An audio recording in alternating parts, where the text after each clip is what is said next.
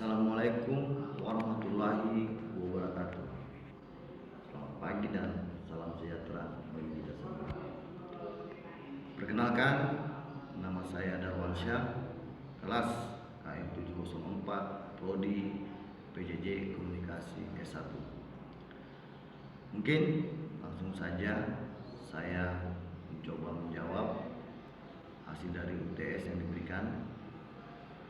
Saya Darwansyah akan menjawab untuk UTS Teknik Lobi dan Negosiasi dengan dosen Ibu Rosana SSM Ikom pada Prodi Komunikasi PJJ Unsia.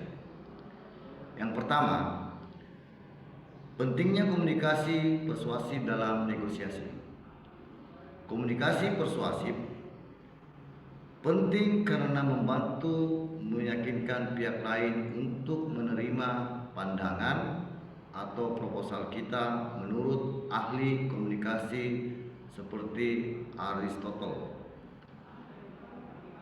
Persuasi melibatkan etos kredibilitas, patos emosi, dan logos logika. Misalnya, dalam negosiasi antara serikat buruh dan manajemen perusahaan di Pekanbaru, menggunakan data logos tentang kondisi kerja dan menyampaikan dengan cara yang kredibel, etos dan emosional, patos, dapat membantu mencapai kesepakatan. Dan yang kedua, hakikat mendengarkan dalam proses komunikasi. Mendengarkan adalah kemampuan untuk secara aktif memahami dan menginterpretasikan pesan yang disampaikan oleh pihak lain. Ini melibatkan fokus, empati, dan memberikan respons yang tepat. Mendengarkan efektif meningkatkan pemahaman dan membangun hubungan yang lebih baik. Dan yang ketiga, bentuk lobi tradisional. Lobi yang dilakukan oleh perwakilan langsung dengan pembuat keputusan, misalnya serikat buruh bertemu dengan pemerintah Kota Pekanbaru untuk membahas hubungan yang lebih baik. Dan yang ketiga, bentuk lobi tradisional. Lobi yang dilakukan oleh perwakilan langsung dengan pembuat keputusan pemerintah Kota Pekanbaru untuk membahas kenaikan upah. Akar rumput melibatkan partisipasi masyarakat umum untuk menekan pembuat kebijakan. Contoh, mahasiswa di Pekanbaru mengadakan demonstrasi untuk menuntut kebijakan pendidikan yang lebih baik. Lobby Political Action Committee atau yang disebut dengan PAT. Lobby melalui dukungan finansial kepada kandidat politik yang sejalan dengan kepentingan mereka. Contoh, PAT mendukung kandidat yang pro buruh dalam pemilihan wali kota Pekanbaru. Yang keempat, strategi negosiasi dan keterampilan negosiator. Strategi negosiasi termasuk memahami kebutuhan pihak lain, membuat konsesi yang wajar dan mencari solusi win-win. Keterampilan penting termasuk komunikasi efektif, mendengarkan aktif, empati, dan kemampuan analisis. Misalnya, negosiator serikat buruh harus bisa mendengar kekhawatiran manajemen dan menawarkan solusi yang menguntungkan kedua belah pihak.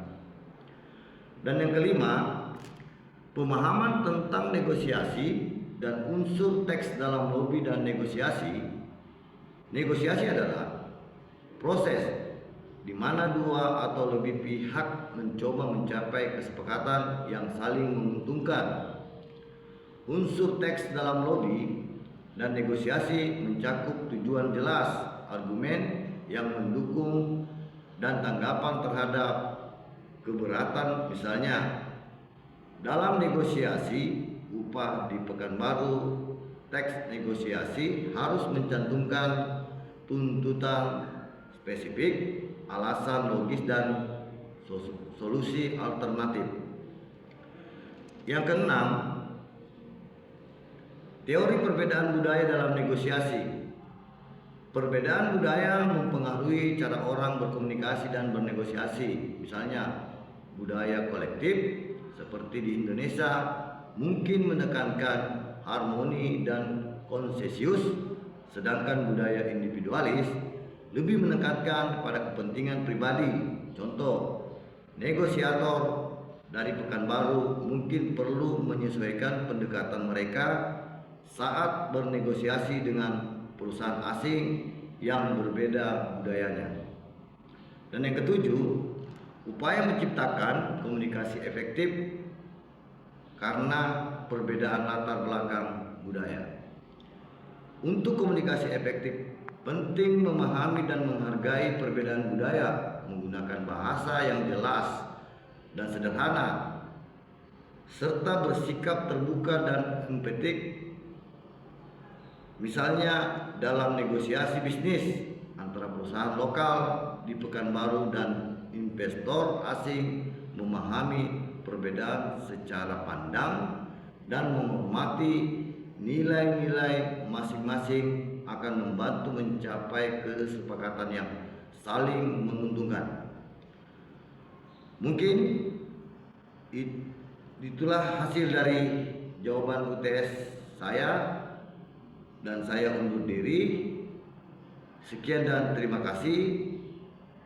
Wabillahi taufiq wal hidayah. Wassalamualaikum warahmatullahi wabarakatuh.